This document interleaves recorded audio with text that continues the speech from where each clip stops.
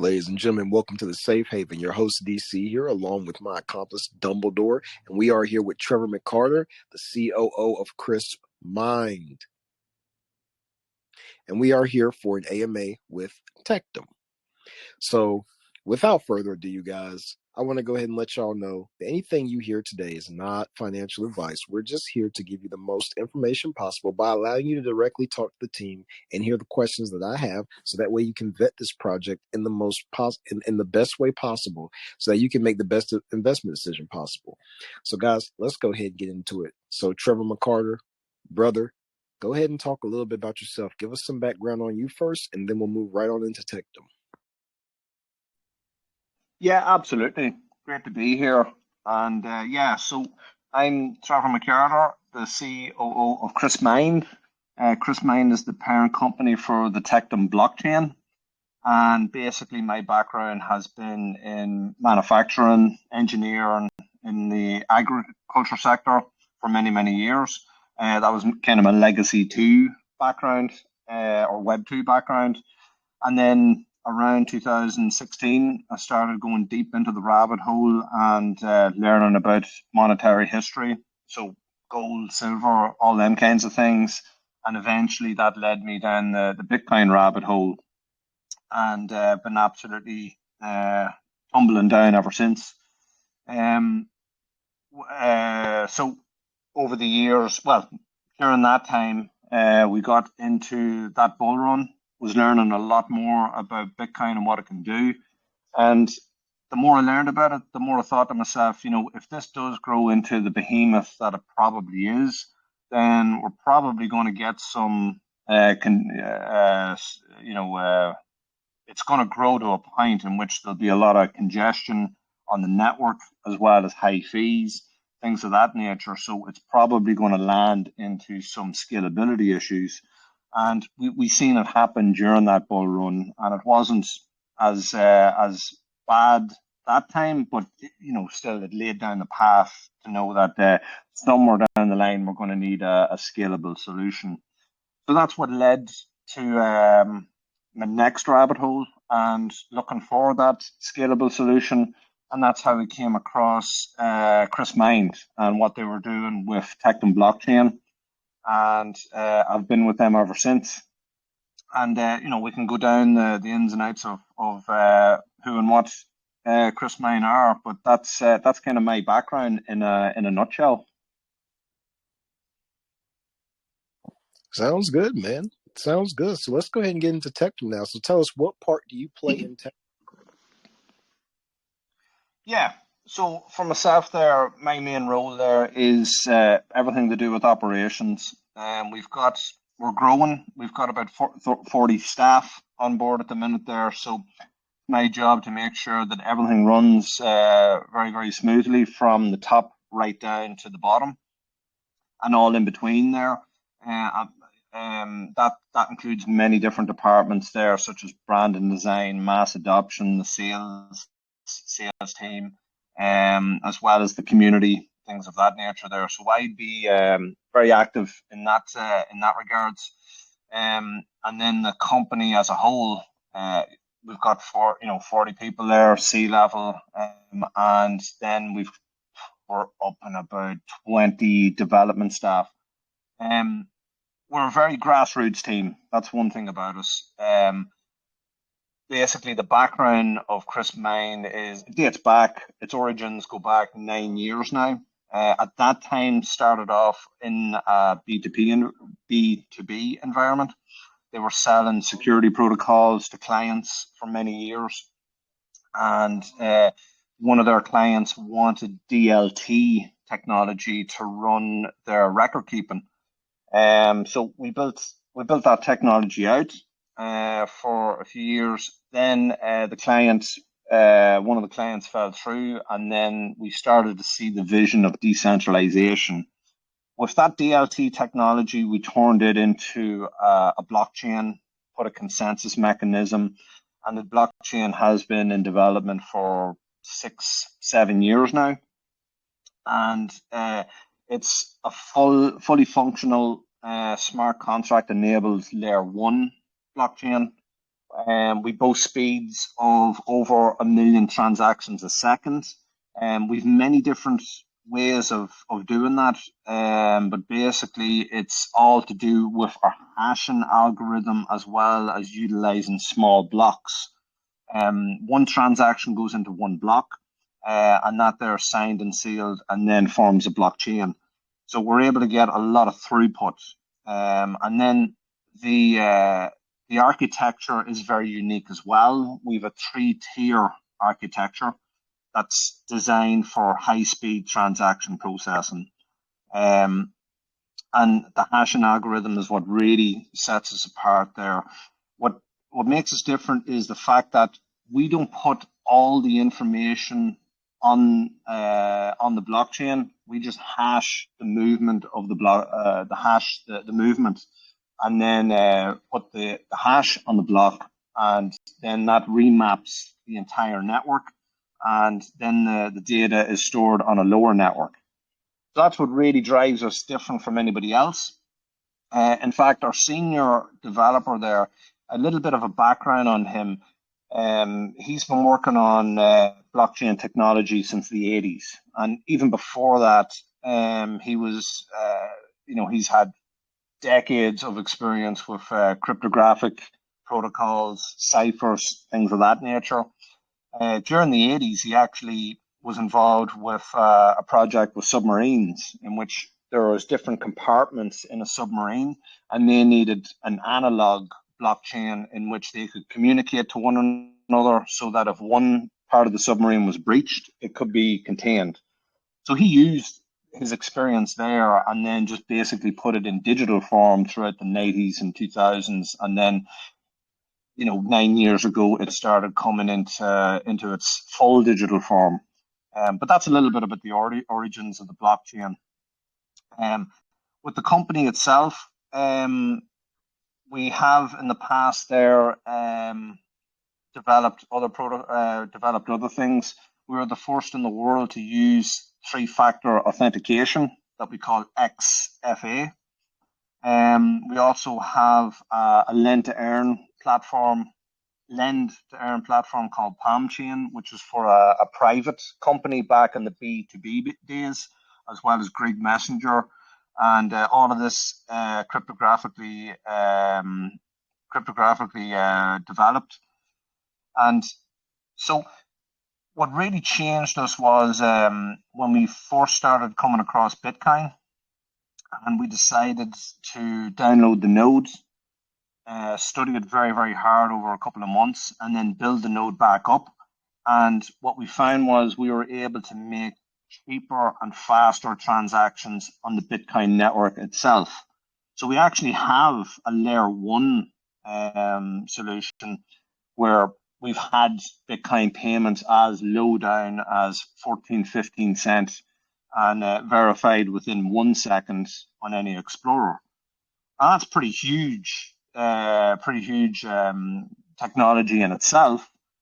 However, we couldn't scale that up because we could fill the mempool very, very quickly, but we would still have to wait for a 10-minute block to fill out before we could have access to the next mempool. So we decided to utilize that technology along with our own blockchain, and that's how our soft node product came into play. So we've got our blockchain. That's entirely ours. Now we're going to talk a little bit about the soft node, our product. Soft node is basically a digital container. You can put anything digital inside that container, and it's fully secured by private keys and cryptography. Now, because of the scalability issues of Bitcoin, we see that as the low-hanging fruit. So that's why we're going to focus more on Bitcoin. But we can put in almost any other cryptocurrency inside a soft node.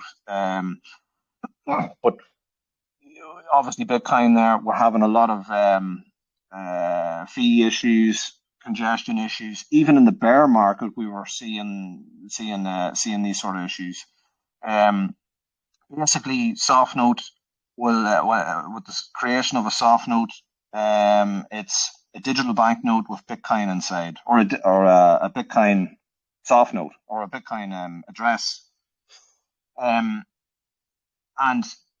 once you mint a SoftNote into existence, then that's one beneficiary. A second beneficiary who has Bitcoin from the layer one can then put Bitcoin into that soft node in fixed denominations, and then you can hand that over to anybody around the world. And that there is what we call the scaling solution for layer two.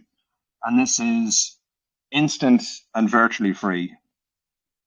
So happy to go a little bit more about SoftNote there if you wish, and to really take a deeper dive. Absolutely. Let's do that. One question I got too. All right. Now, I'm not questioning this. I know how stuff works, but we've got some investors in here that might not be the most mature in knowledge or in emotional self-control. So, man, one thing I want you to go over here, just say something good for us real quick, brother. So when I look at your chart on your website, it talks about how Ripple has 1,500 TPS, Cardano has 1,066, Bitcoin 7, Phantom 300K, EcoBall 100K, Avalanche 4,500, and then Tectum has 1 million TPS. Now, like I said, I'm not asking this for me. I'm asking this for the investors, because some people, they'll look at that and be like, how is this new project gonna have more TPS than all these big projects with billions of dollars and hundreds of billions and all these employees? Like, how you guys legitimately outperforming those guys in their TPS, transactions per second? I know how, and it doesn't, everything is new. Cardano, all of them, they were new at some point. But tell that to these investors, so that way they won't be sitting there hesitating to invest, because they're wondering, is it really the truth? You get what I'm saying? Yeah, 100%, 100% there. Like, it is a bold claim to have. And I kind of tell people, I bring people back to the fact that, let's say blockchain became very popular when the Bitcoin protocol came about. But Bitcoin is very different. It's mining Bitcoins into existence. It's using analog energy and turning it into digital energy. And you need a lot of security for that. You need to slow down the network in order to make sure that there's no double spend, because every node has to be accounted for. Every node has to have the ledger in tune. Our blockchain is fundamentally different. We're more about the hashing of information while not moving the information. So it's all about the hashes. Our hashing algorithm will take a hash of the movement of information and then store the hash onto the blockchain. It doesn't store the information on the blockchain. The information is in a lower level in a server. All we do is take any movement among the network. Our hashing algorithm there sees that, and then stores the hash onto a series of blocks, and those blocks remap the entire network. So at all stages, you know where what is and how it got there. That's the fundamental difference with our blockchain. And we had this in line for the digital age that's coming. Not so long, everything, if the decentralized revolution comes along, everything is going to be on a blockchain in some shape or form. That's an immense amount of information that needs to be put on a blockchain. And that's how our blockchain was created. That together with the three, that's the three-tier system. The three-tier system is the information is at the lower level. The hashing algorithm there hashes the information that is moved from one to the other, and then a series of blocks represents that movement.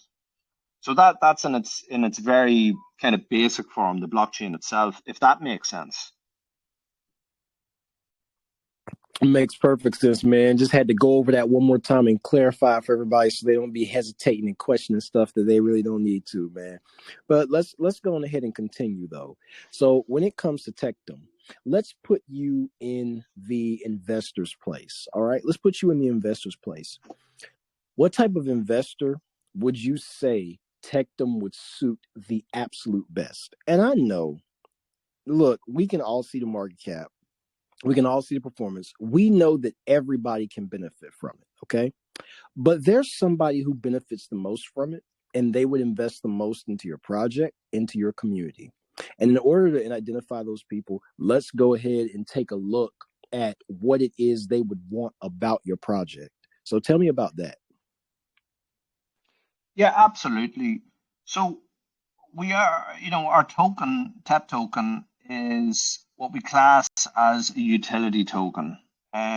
Most tokens are very meme orientated, or even if they're not meme orientated, it's all about speculation of what the token can do. So most investors will buy a token on the hope that it will go up, which is exactly what they want.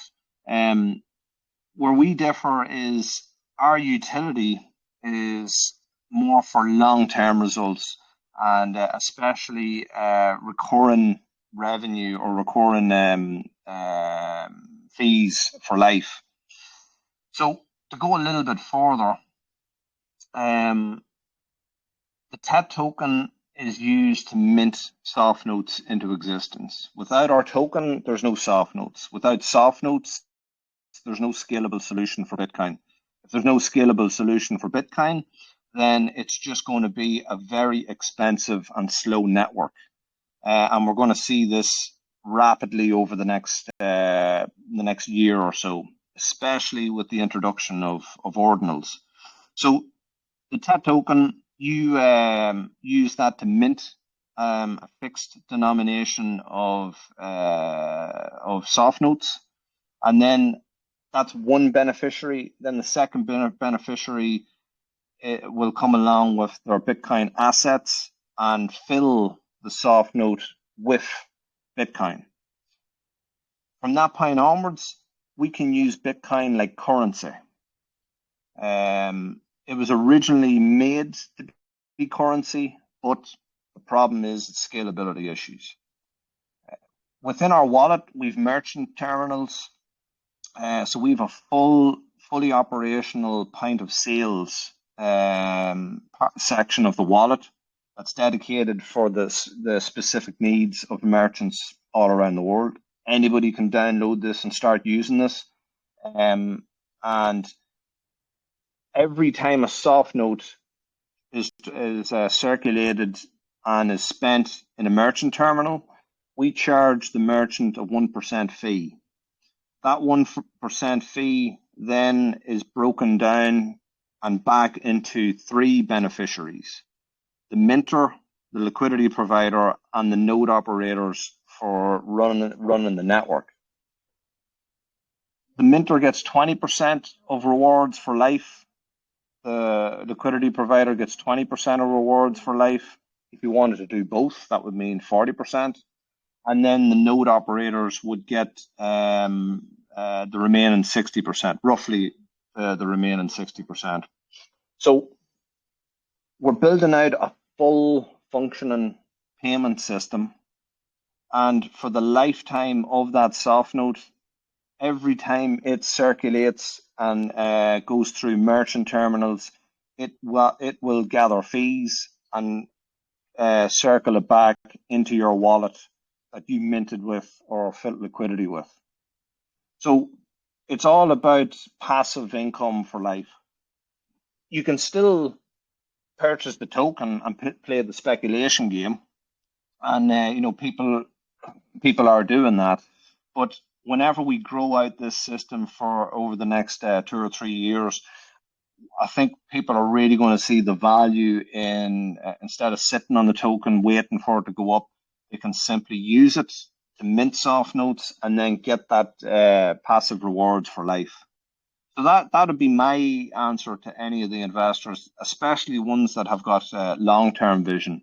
If you buy the token, you can speculate, but you can also use a certain amount, mint them into existence, and mint soft notes into existence, and then get passive rewards for the duration of the lifetime of the soft note. Gotcha, big dog. One thing I wanted to step over real quick, man, because look, you know how it is. Perspective is reality, for a lot of people. So when you talked about 20 to 40% of rewards for a lifetime, that's a bold statement. Can you break down how that's going to be possible and how it's going to be executed for a lot of these people? Yeah, so if you mint the soft note, then you get the wallet is opened up in your name, and every time that soft note circles through terminals, then the fees go back into your wallet. Now, the whole idea is now that soft note could go through 5 merchants in one day. If it goes through 5 merchants, that's 5 times it's gathered fees and brought it back into your wallet. So the whole idea is growing out the system there as much as we can. Right now, we've got about 140, 150 merchants onboarded. We are having a mass adoption campaign there that's rolling out as soon as the demand comes from the markets. The ETF is going to have a play in that as well because once a spot ETF is approved, then all of a sudden that's going to make a lot of people feel comfortable of accepting Bitcoin as payment for goods and services. And then it's really all to do about growing out the system there. The bigger the system, the key then is the velocity of the soft node. So the more times it circulates the merchant terminals, the more times it charges the merchant terminals a 1% fee for the amount that it's spent, exactly like Visa and MasterCard. So all we're doing is replicating the system that Visa and MasterCard have already created. Only instead of charging the merchant 3-4%, we're only charging the merchant up to 1%. So if you're a minter or a liquidity provider, then that's these fees will be recurring back, kicked back into your wallet in TET.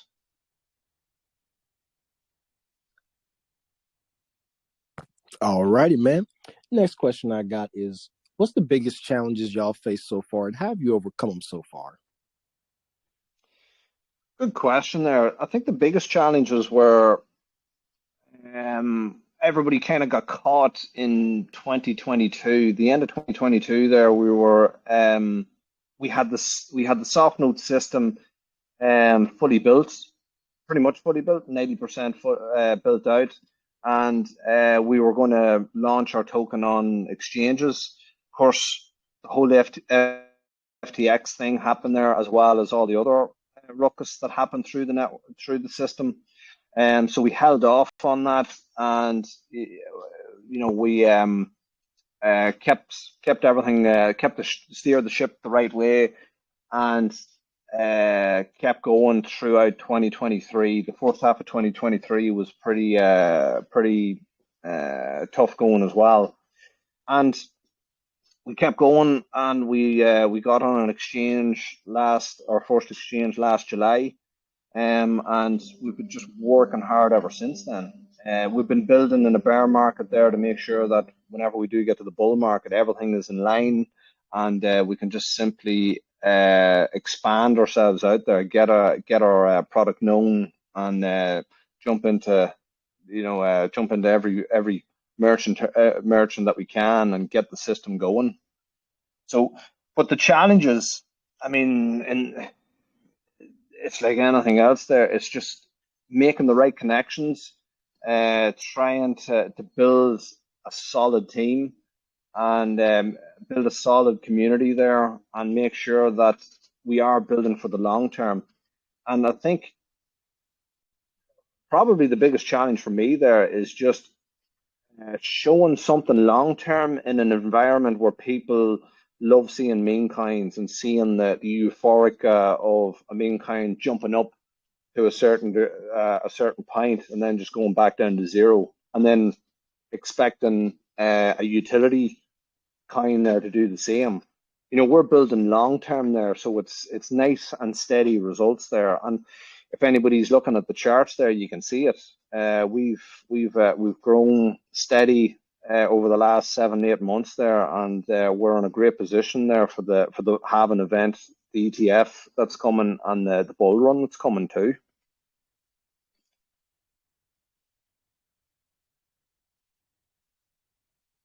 Got you, man. That's what's up, man. And man, let's talk about foresight. Let's talk about some foresight, because anything that's gonna mess up or not go well in the future is in the future, and it presents itself now, but it doesn't come out as a problem until the future. And by that time, it can be too late. So, man, what's the biggest issue you could foresee in the future? Not necessarily has to be terrible, but the biggest issue you could foresee in the future, and how do you guys plan on going about, fixing that? Or if you haven't necessarily figured out how to fix it yet because you're not there yet, do you have the capability to fix and work with that? Yeah, absolutely. The one thing about our team is we're very dynamic. We do pivot.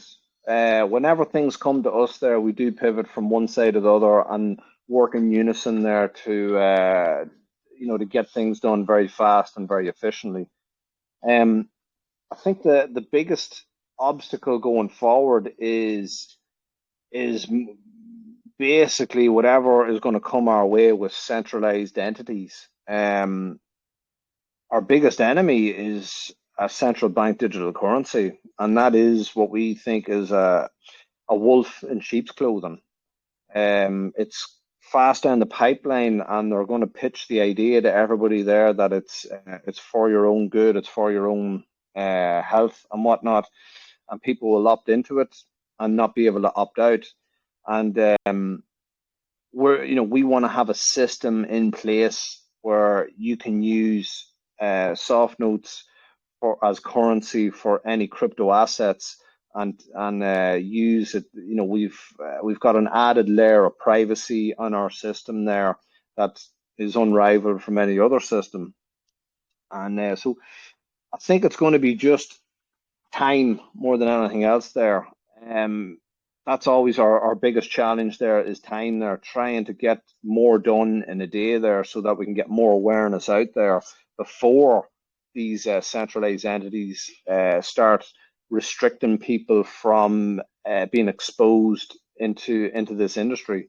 This industry is the future. DeFi is the future, and we're ready and able for it there. But of course, whenever you're a centralized entity there, you've got a lot of pull and a lot of power in that. So um, we're growing as fast as we can there. Our community is growing extremely fast. We've got a very strong community, and we've outreach to many different countries there. So it's just expanding as fast as we can there with the time that we have in front of us. That is what's up. Good question, man. So, you mentioned the outreach campaign. Other words, marketing campaign where you guys are really expanding and spreading your wings out. So, can you tell us something about what that consists of? Because if we're getting real, I'm not accusing y'all or anything. I'm not being imposing on you. But when teams don't want to talk about marketing at all, that is a massive red flag. How you gonna make a project, ask for people's money, and then not give them any sort of detail as to how you're going to make that money grow to them? Now, I understand some stuff, it's best to just keep to yourself and not say too much too early. But people got to give us something about the marketing. People want to make sure that, when I put my money here, it's not going to be like all the rest of the crap that I've bought. This is going to have some outreach to it. This is people's money that they worked hard for. So, man, tell us, what does some of that consist of? And then how is it different from what y'all competitors did when they started up? or not even different. Just like, how is it similar, man? Because a lot of people, they want to find the next Cardano early. That's why they're here now early. They want to find the next big thing early before everybody else gets on it. That's the whole point of being here this early before the run even starts. So, man, go ahead and let us know what type of marketing plans you guys have, and how is it similar to your competitors that have become very successful? Yeah, good question there. So we have got our own in-house sales team, and they've been onboarding merchants there for a few months now, and you know, it's their goal to go out and onboard as many merchants as they can and educate them about our system there. It all starts basically with our soft no payment system there. It all starts with the merchants. Once the merchants are educated on it, then they can take cryptocurrency as payment for goods and services, and they can opt out of any CBDC that comes their way. Um, not not only that, we have great partnerships throughout the system, throughout our network, and they are very good at educating their communities there. We constantly be on AMAs, and we have lots every month there. We're going into new jurisdictions there with a marketing campaign.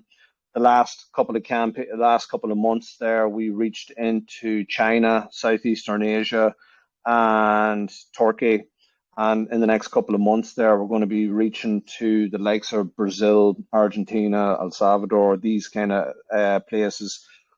So every month we're into a new jurisdiction with our marketing campaign.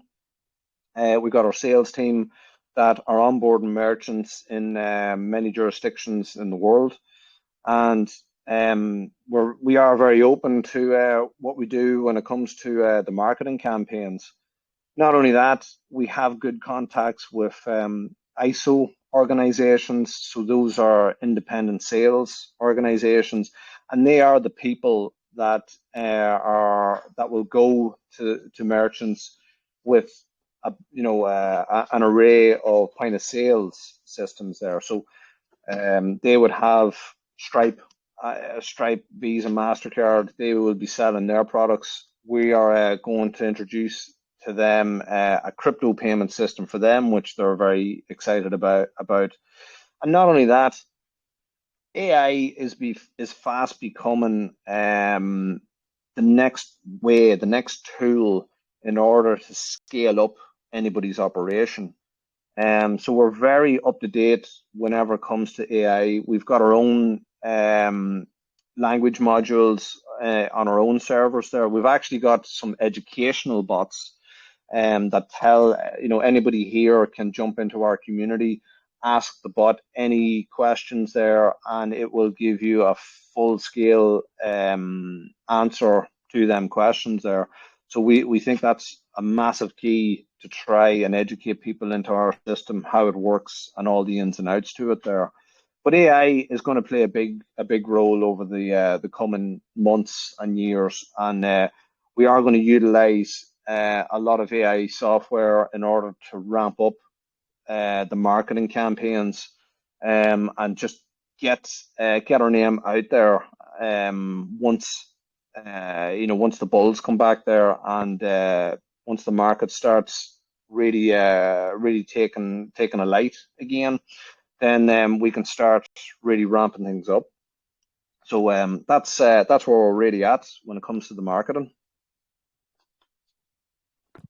That's what's up, Trevor. You the man. I enjoy you because you answer every question so concisely, clearly. You make perfect sense. I mean, I love how, see, hope guests like you just make it easier for me because I don't have to pull everything and go extra and deep, and like, you actually elaborately ask stuff and you make things clear in a way that everybody at every level can actually understand what you're saying. And if I think somebody can't understand something, I just revamp it or re-ask it. And if there's something that sounds too complicated for somebody who's maybe a lower level investors, I ask basic questions that pretty much cover everything you said, but in a simpler way that everybody can understand it, whether they're experienced or not experienced, man. So I love having you here, dude.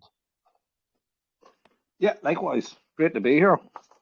Absolutely. I'm gonna let the community ask questions now. I've talked enough. Let's go ahead. Y'all throw your hands up, man. Abu Dhali. All right, buddy, go ahead. And guys, we're gonna go over the etiquette for the VC. Guys, be respectful, please. When you ask a question, ask the right questions. If me or Trevor cuts across you, quit talking. Don't talk across us. Um, don't be asking, can you hear us? We can hear you just fine. We always do. If we can't, we'll let you know. We'll call your name again. Um, Pay attention, ask good questions. You know, he's here for a reason. Don't just copy and paste and throw up some mess. All right. Abu Dhali, go ahead, brother. Get into it. All right. Thank you, DC. Thank you for having me on the visit. Yeah, man, you're That welcome, was a dude. all right. That was a nice presentation. I really want to uh, thank you guys for the clarity of your vision. It was simple enough to understood. I just have a few questions here with me. Number one is you know, when you talk about the payment system you are about to create with soft note, I just want to know in your country of operation where you doing this project from. Are you legally registered or authorized as touching Bitcoin, as touching your project rather? Like where there formal legal registration involved in your host country? Yeah, great question. So we were incorporated in the USA, but obviously over the last year the whole landscape has changed and it's very fuzzy. So we've decided to move our headquarters to the Seychelles. We've been incorporated there for probably 10 months now. And we've also got another company in the UK that is going to move to Dubai. Dubai and the Seychelles seem to be the most receptive when it comes to this environment, the crypto environment. So our headquarters is in the Seychelles, and we're moving some of our branches then to Dubai as well. So they're the two main areas that we're going in at the minute there. And the team itself there, the sea level there is fully doxed. You can jump in there, and we've got faces to our names there. We don't, we're fully KYC there, so there's no issues in that way there. So we want to be as fully transparent as we can be there, because we are making a radical payment system there, and we want to be the number one payment system moving forward there with our soft note. And so we want to be as pro and as professional as we can there, so that we do have that trust layer with everybody that wants to use our system. So Seychelles and Dubai is where we're at.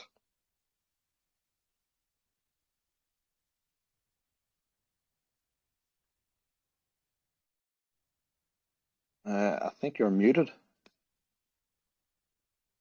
Oh, sorry, I never knew I was muted.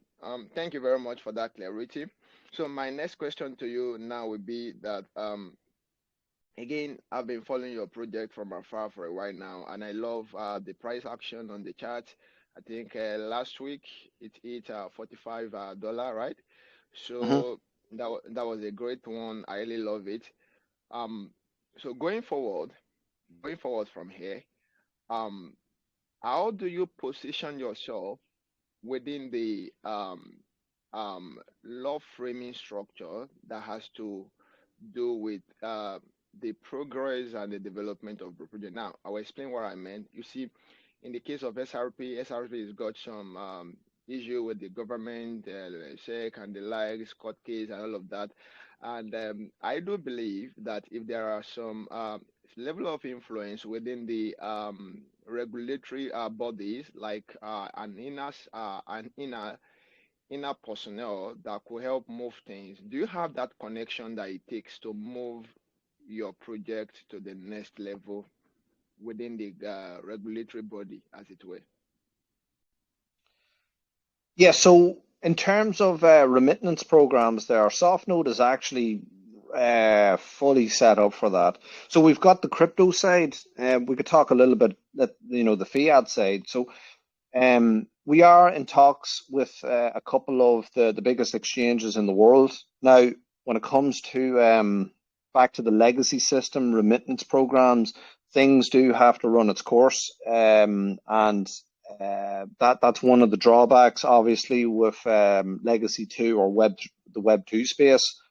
But obviously, if we do partner up, then we're going to have all the necessary licenses and paperwork in order to facilitate with fiat remittance programs. But basically, we've got SoftNote can work as a remittance program because you can load up, let's say, pound sterling into SoftNotes, use that to make an exchange into American dollars and all in between there. So we can actually replace the old SWIFT system and do it completely backed onto our blockchain. So we can do live remittances at 1 million transactions per second there. So when it comes to the remittance side, that cluster would be separate and in one branch, and then that would be fully within the laws of that jurisdiction. When we're talking about DeFi part, we're talking about Bitcoin payments. The key to it is the fact that we don't actually move Bitcoin itself. The Bitcoin stays on the first layer. It stays in the Bitcoin network. All we're doing is facilitating the ownership that's on a soft note that can be used as a payment from one wallet to another, if that makes sense. Absolutely, it does. It does. And when you were just talking to me, something just popped up on my mind, and then it on your platform, as it were. Can I, do you have a feature that allows me to interface with a third-party payment system to buy your token? So are you saying can you buy TET tokens from within our wallet? Absolutely. With my Uh, fiat currency system. no, that's we don't have that at the minute there. So we're in what, maybe 8 or 9 exchanges, probably a dozen exchanges at this stage there. So you can buy the TET token there on Bybit, Bitmart, Mexi, Unicrypt, and SmartX. All right. Thank you very much, Trevor. You are a great presenter. I love it, the simplicity of your presentation. BC, thank you for touching all the major areas. Thank you. Yeah, you're welcome, my Jolly. Thanks so much for coming out, bud. Let's go to Rare Jim. Okay, Rare Jim, you can go ahead, buddy.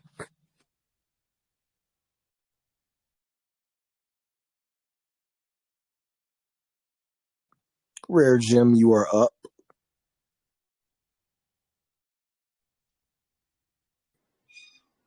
All right.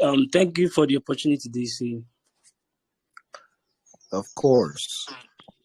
All right, Trevor. You have a nice project. I've gone through the website. Everything is cool.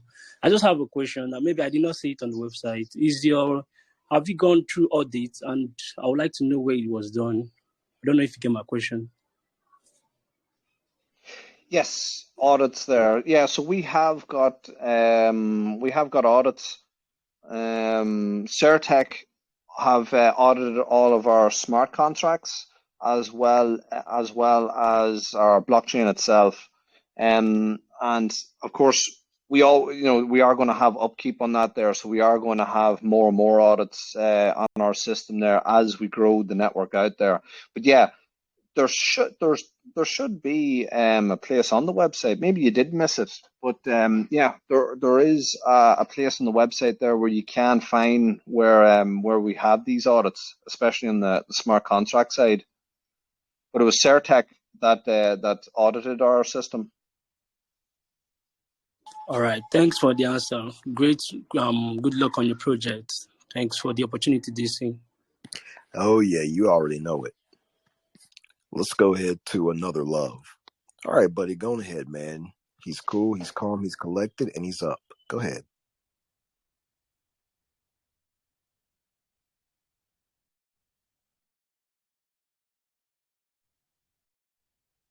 Go ahead, another love. All right, DC. Thank you very much, bro. Yeah, you're very welcome. All right, so I'll just go straight to my point, to my question. I'll be asking on the TIA AI, and I'll be asking, will this, Trevor, will this your unique utilities that you have? They're all awesome, I must say. I'm asking if you have, like, have you kind of put into consideration, like, some copyright laws concerning these, and also for the misuse of this AI, like, have you put this particular stuff into consideration? Sorry, what was the last part? About the misuse of the AI and then the copyright laws against copycat for your utilities or any part of your project. Right. Yes. So we have all necessary trademarks, and we've registered all trademarks, and so on there. Whenever it comes to the system itself, we have as much as we can in terms of patents, but we have to understand that this year our blockchain is going to go fully public. And once you put it into the public realm, then people can start building on top of that. But the one thing we can say is right now, Bitcoin has been around since 2009, and we're the only team that we know of that can make a Bitcoin transaction on the Bitcoin network at 15 cent a transaction and verified within 1 second. Now that's all to do with our know-how. That was our developer stripping down a Bitcoin node, looking at the code, putting it back together, and figuring a few things out. So it's all about the know-how there. But we see ourselves there with a 2 to 3 year head start from anyone else that could copy our technology to the degree that we have got it. But when it comes to in the decentralized world there, an open source world, patents and all them kind of things there is very much a thing of the past. And that's the beauty about the world that we're going in. You can patent so many things, and you can definitely trademark so many things there and have a mark on the block. But whenever it comes to full decentralization there, the key of it there is to be more innovative than the next person. And as I say there, this blockchain has been in development for 6 or 7 years. Softnode itself has been in development for 2 to 3 years. So, and our nearest rival has been the Lightning Network, and they've thrown their hand at providing a scalable solution there, and it hasn't turned out the way they've expected. And they've had a mega budget behind them in comparison to us. So it's really all to do with the innovation, and we think we're at least 2 to 3 years ahead of the competition.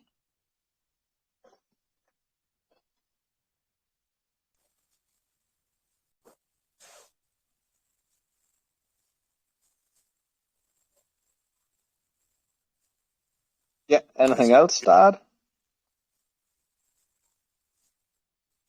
Are you still explaining, Trevor? No, that's me finished. All right. I got your responses, and the 2 key points I got here is innovative and being creative. Thank you very much for your response, bro. Yeah, no problem. Thank you, DC, for the great opportunity. No problem at all. Let's go to Boss Softly. Okay, buddy, there you go. You can go ahead, Boss Softly. You're up, my friend. Hi guys. So Thank you for this opportunity. I want to ask, in comparison to various AI models that developers have come up with recently, I want to know what distinctive features does your AI have over other AIs that have come into the crypto space in recent years? Yeah, I didn't hear a word of that. You're very muffled out.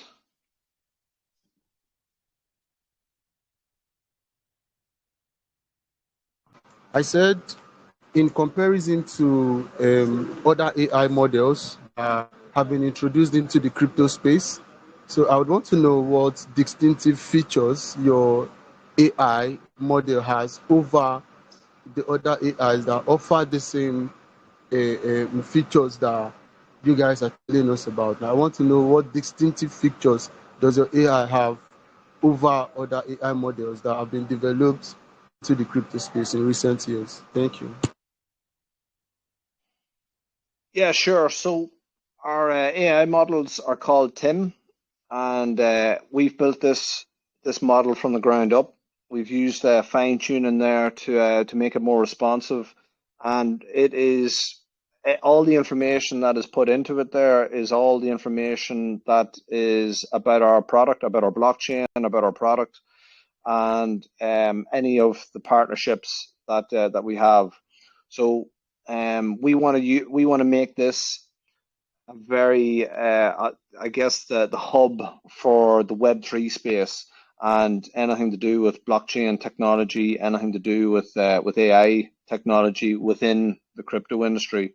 So we fine tuned it to be especially accommodating for that, and we are going to have some more AI products coming down the pipeline as well. So that's where we're at with AI.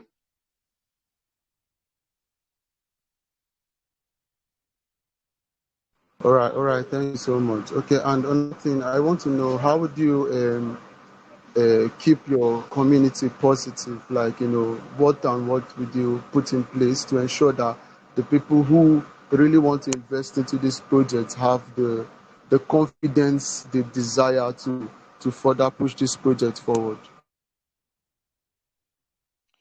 Yeah, great question there. And basically, can you still hear me? Yeah. Basically, we're constantly being very creative with our community. There's always writing competitions. There's always puzzles. There's always something to keep them excited. We do lots of polls with our community to try and gauge what they would like from us next, whether that be an incubation project or whether that be more development on our wallet, etc. There. So we do listen to our community as often as we can, and we're very active with the community there. We're constantly in the chats there, talking with them, and there's always some kind of competition, some kind of airdrop, something to keep everybody entertained, and we're very hot whenever it comes to keeping up to date with what's going on. We're constantly making announcements on Twitter and all our social medias, and yeah, so we definitely keep up with the supply of what people want. All right, I hear you, Claire. But you just mentioned something about the airdrops. It's kind of peculiar with project owners who are coming into the crypto space. They tell us something like, if you do this thing, you get this airdrop, and then there's a specified period for that. But at the end of the tax, we discovered that most persons don't get their airdrop. So are you guys promising us that when we do this tax on your group, on your Telegram group, you telling us that by the end of the tax, we'll get the reward allocated to the airdrop, and we will get it at the exact time you guys speculated for it to get into each person's wallet? Is that a promise from you guys? Yeah, so any of the airdrops that we have done over the last year or so there have always been, we've always kept our promise, and it's always been delivered there. So We've never defaulted on any promises so far, and we don't plan to do that in the future.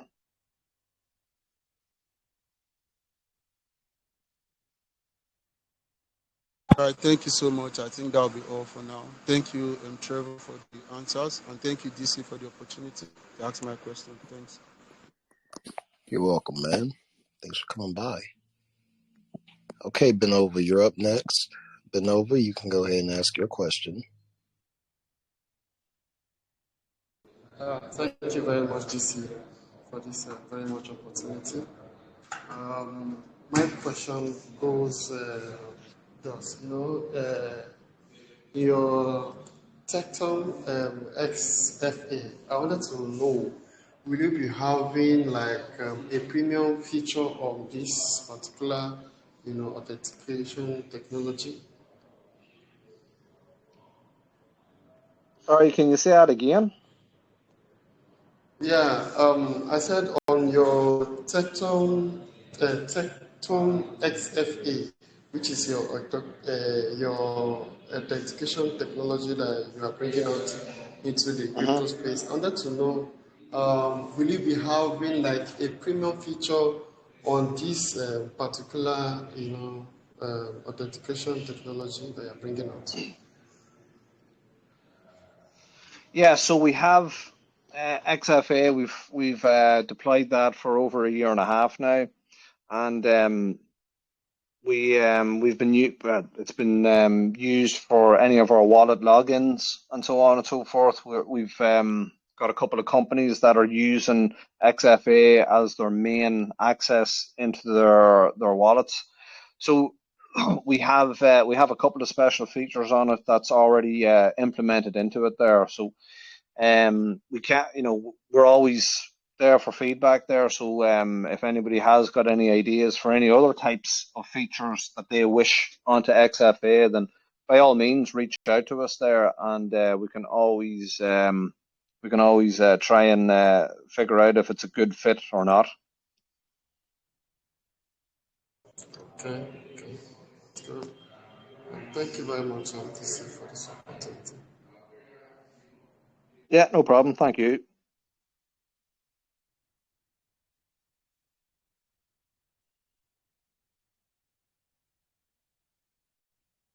All righty. Thank you, Benova, for dropping by. Let's go to Ziggy. Okay, Ziggy, you are available.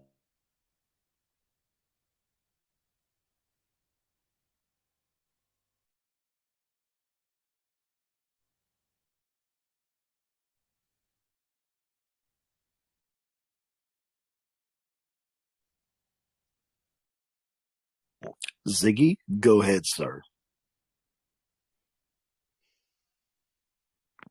See, his mic is unmuted. He's trying to talk. I'll come back to you in a second. Okay, Crazy Ant, what's up, brother?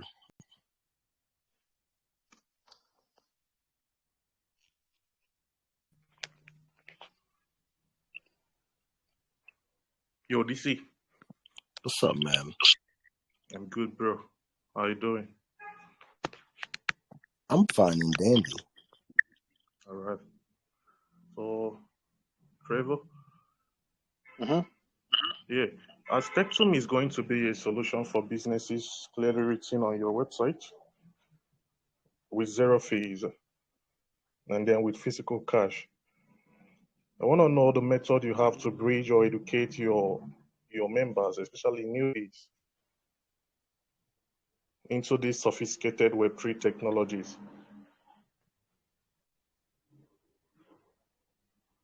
Sorry, say that again.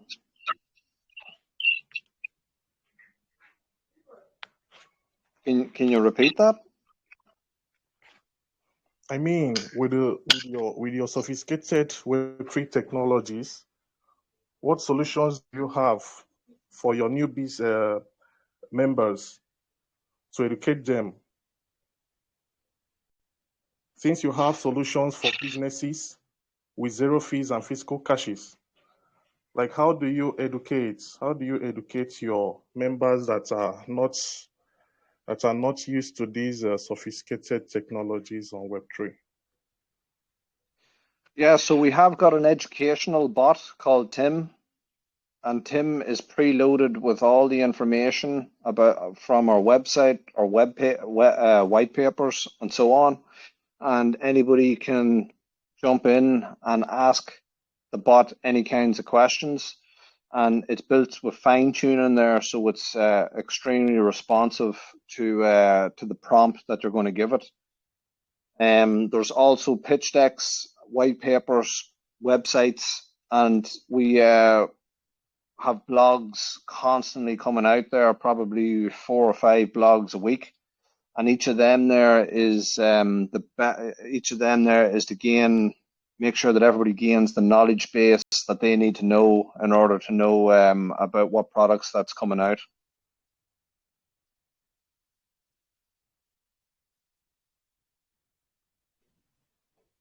Sure. Thank you very much. Let me give others some opportunity for those that want to. Yes. Sure. Thank you, DC. Yeah, I think we can have one more question there, and I think that'd be we can round it up.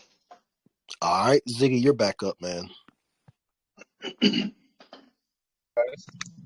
What's up, man?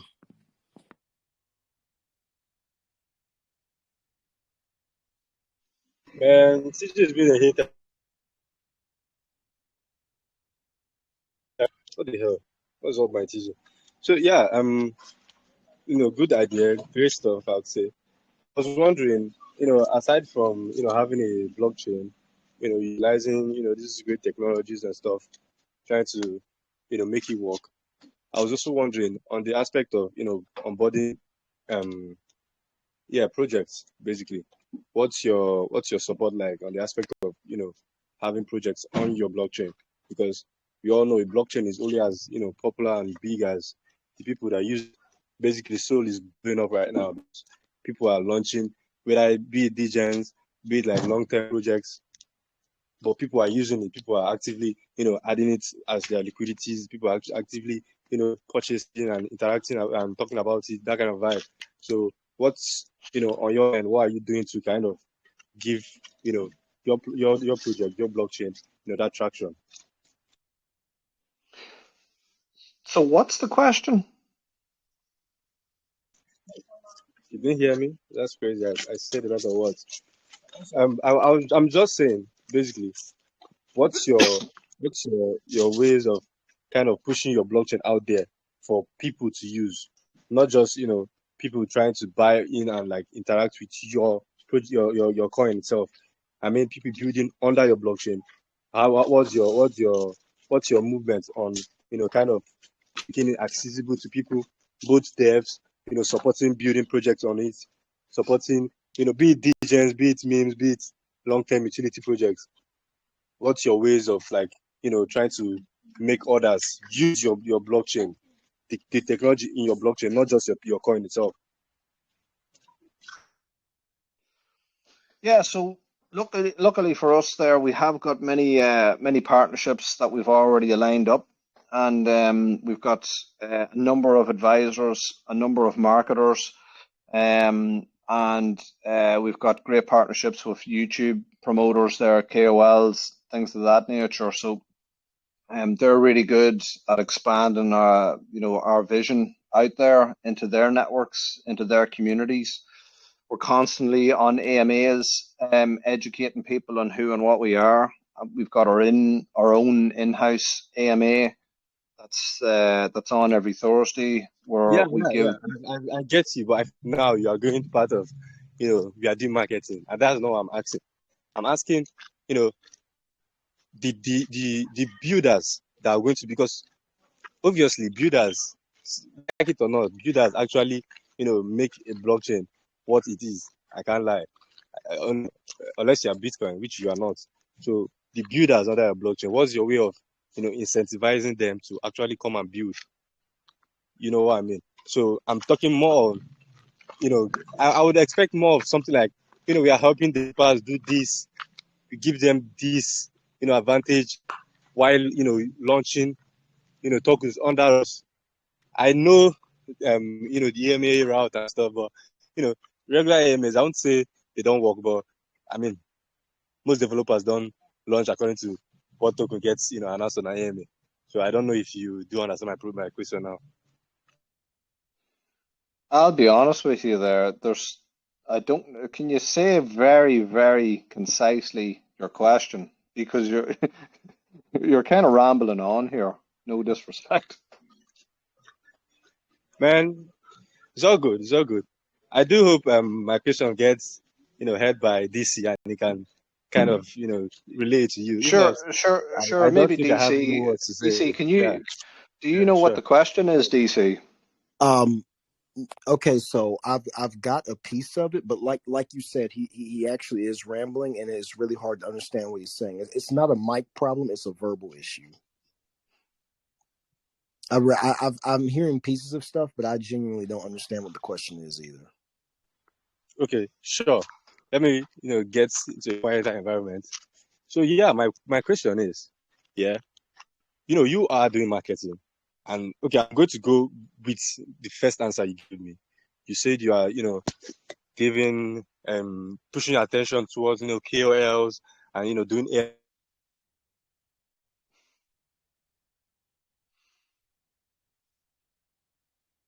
I can't hear him now.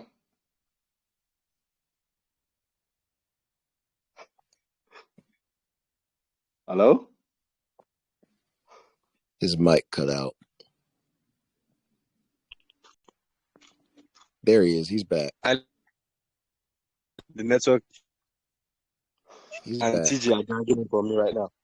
But I'm saying, aside your calls and your AMAs and the average marketing, and which is great, goes a long way. While your movements on the aspect of kind of onboarding developers, specifically builders, be it meme builders, be it degens, be it whatever. Why are the incentives you give people trying to build on your blockchain, not just people trying to buy your tokens? You know what I mean? So Solana, I'll use Solana as an example right now. Solana was basically dead a couple months ago. We all knew that. I laughed at Solana, but Solana was pretty much dead. But now it's blowing up. There's Solana trending. Everybody's trying to launch under Solana. So all this is happening because Hey, people are Ziggy, building Ziggy, I'm gonna under cut you off, Solana. man. Ziggy, I gotta cut you off, bud. Yeah, You, sure, you, sure. you went, I mean, I did try to make my question clear, so if you yeah, didn't get it, that's all good. no, I mean, you started rambling again. So, Trevor, what he's asking is outside of just trying to make money, what's the use of your project and what makes people want to buy it and use it? Not just simply I didn't say bad. make money Actually, I off of didn't say bad. I said launch on it. Launch on your blockchain, No, not no, buy. what I was saying is, no, I didn't Okay, say that. okay, What I okay. was saying is, Launch Yes. what, different aspects. Yeah, so we have got a Tectum Labs. That's another part of our blockchain there. So Tectum Labs is a dedicated launchpad and incubation program. So that there is a way to incentivize people to develop on our blockchain. Our blockchain has got very little gas fees, got very little friction points. It's 1 million transactions per second. We have got an SDK in which we can incubate projects from, let's say, Solana or Ethereum onto ours. And we have, once we become fully open source, that there's whenever people are really going to jump onto our network. At the moment, there's not a lot of development per se, other than projects that are already established. Now that's going to quickly change because Ethereum is very difficult to build on. It's slow. It's expensive. And there is going to, and Polygon is a layer 2 solution for Ethereum, but we kind of predict that Polygon is going to go through the same issues and problems that Ethereum has. Whenever there's going to be more demand, more people migrate onto Polygon, their network is going to congest and bloat out, and then they're going to have the same kind of fee issues as Ethereum. Now we've already got 2 projects that are going to be on our incubation program. One is Jobs 3, that was announced a few days ago, and Jobs 3 is going to basically become the decentralized marketplace for any jobs applicants, any developers, anybody that wants to put their name onto the platform there. Exactly what Fiverr did for the Web2 space. Fiverr is the central hub for any kind of developers, any kind of content creators, any kind of salespeople there. They're all on Fiverr. We're going to replicate that for Jobs 3 and have that as the hub space for any marketers, any whoever wants to offer marketing services, any developers, any interns that want to start off for free for experience, all these kinds of things. So that's one project that we're incubating and building on our network. Another project is QuanMed AI. QuanMed AI is going to be rolling out in end of February, March kind of time there, Q2, let's say Q2. QuanMed AI in its basic form is going to be using a mixture of blockchain technology, quantum computing, AI algorithms in order to give everybody back access to their medical history or their medical data. So anybody here that's got medical data, they can use that platform to store medical data onto a decentralized network. You'll have private keys to your data, and you can have the choice of monetizing that data to a third party for research and development. And you can pick and choose who you want to do research and development to. So they're the 2 main projects that we're going to incubate over the next couple of months, and they're very, very big projects. But we don't just want, we're going to incentivize some real utility. We don't want, we want to try and stay clear of the meme space, just people pumping and dumping and issuing coins of any kind onto our network. We really want to have utility. So we really only fine-tune to projects for the Tectum labs and incubate them for 6 months, and we share resources with them. We exchange some of their tokens for some of our development time, marketing time, and connections with our already established advisors, as well as any of the exchanges that we're already with. So that's our Tectum Labs protocol. That's how we're going to see it moving forward. All right, man. Dumbledore, hey, look, Trevor, it's been great, dude. You're fantastic, man. Dumbledore, come on up, man.